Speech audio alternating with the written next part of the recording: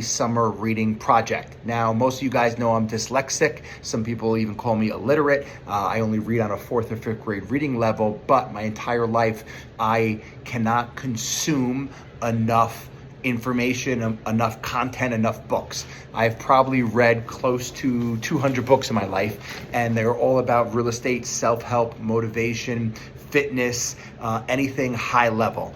So what I've done for both Brody and Brock to keep them busy until their camps start is digesting everything that I have ever read. Brody start with my favorite book of all times, Rich Dad, Poor Dad by Robert Kiyosaki. Once he finishes the book, he gets paid and he has to fill out a question. I basically did like a test, a 25-page test on the book. Brock is reading Green Lights by Matthew McConaughey. In my top 20 books, but definitely not my top 3 or 5. Brody has just finished book number 2, which is 3 Feet from Gold. Incredible book, talking about how you never know when you're just 1 second away, one phone call, one door, one more at a bat, one more punch, one more kick to the most incredible opportunity ever. And that's what the book talks about. It's based off of the greatest book of all times, Think and Grow Rich by Napoleon Hill. I did not have the boys read that book.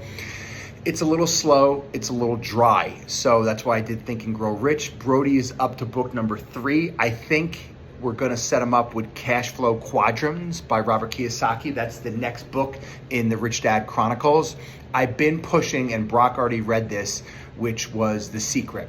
I cannot tell you guys how much these books mean to me. My entire life, I'm 42 years old. Since in my 20s, I was always listening to a book. These books have changed my life. These books have shaped me. It's funny because Brody comes downstairs and I'm like, all right, what'd you learn for that chapter? He's like, well, I learned you should be writing everything down on a pad.